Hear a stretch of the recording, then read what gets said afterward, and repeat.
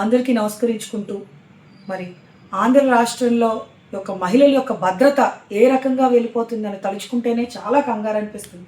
నేను ఇది ఎందువల్ల చెప్తున్నానంటే మరి రైల్వే కూడూరులో మరి ఆ యొక్క స్థానికంగా ఉన్న ఎమ్మెల్యే అరవ శ్రీధర్ గారు ఒక మహిళా ఉద్యోగి మీద ఆయన చేసిన అరాచకం గురించి ఆ ఉద్యోగ స్వయంగా ట్విట్టర్లోకి వచ్చి అమ్మాయి మాట్లాడుతుంటే ఆ యొక్క మాటలు వింటుంటే చాలా చాలా బాధ అనిపిస్తుంది. ఎందువల్లంటే సంవత్సరంన్నర నుంచి ఆ అమ్మాయిని ఆ స్థానికంగా ఉన్న ఎమ్మెల్యే అనేక రకాలుగా ఇబ్బంది పెట్టి మరి 5 సార్లు అబార్షన్ చేయించి ఆ అమ్మాయి కనుక ఒప్పుకోకపోతే వాళ్ళ అబ్బాయిని కూడా చంపేస్తానని బెదిరించి, ఇది కాకుండా ఏ చట్టంలో ఉందంటే స్వయంగా ఆ యొక్క భర్తకు ఫోన్ చేసి ఆ అమ్మాయి యొక్క భర్తకు ఫోన్ చేసి విడాకులు ఇవ్వమని ఆయన్ని బెదిరించి, మరి ఒక ఎమ్మెల్యే అంటే ఒక ఊరికి ఒక ప్రజాప్రతినిధి, అతను ఆ ఊరిని రిప్రజెంట్ చేస్తారు. ఎవరికైనా కష్టం వస్తే వెళ్ళి ఆ ఎమ్మెల్యేకి చెప్పుకుంటారు.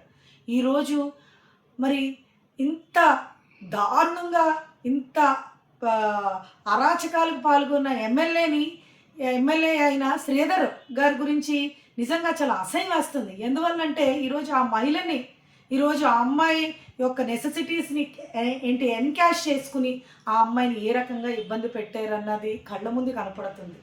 నిజంగా ఆ వీడియో చూస్తే మనసుకి చాలా చాలా బాధ అనిపించింది. నేను ఒకటే చెప్తున్నానండి, ఈరోజు కూటమి ప్రభుత్వం వచ్చిన ఈ యొక్క 2 yearsలో మహిళల్ని అనేక రకంగా ఇబ్బంది పెట్టారు. ఈరోజు మనం చెప్పుకుంటూ పోతే ఈరోజు రోజులు సరిపోవండి, అంత దారుణంగా ఇబ్బంది పెట్టేశారు.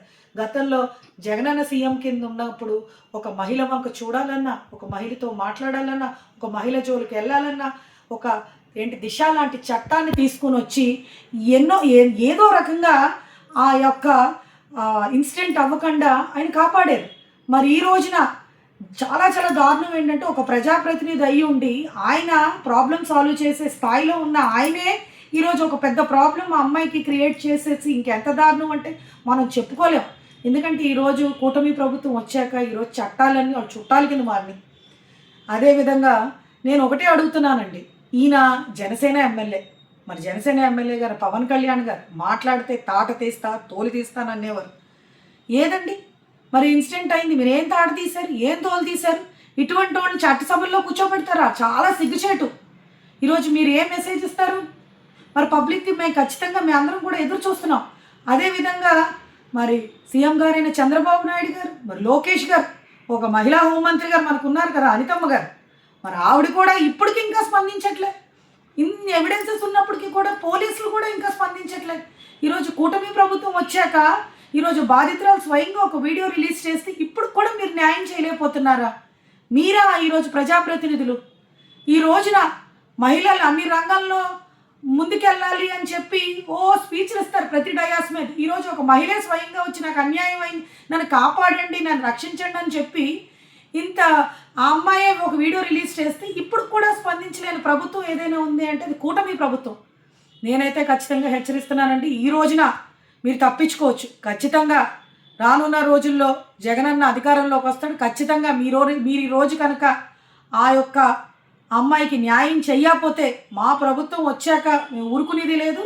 ఇప్పుడు కూడా ఒకటే చెప్తున్నాను, ఖచ్చితంగా ఆ యొక్క ఎమ్మెల్యేని సస్పెండ్ చేయాలి. ఆయనకి చట్టసభల్లో కూర్చునే అధికారమే లేదు.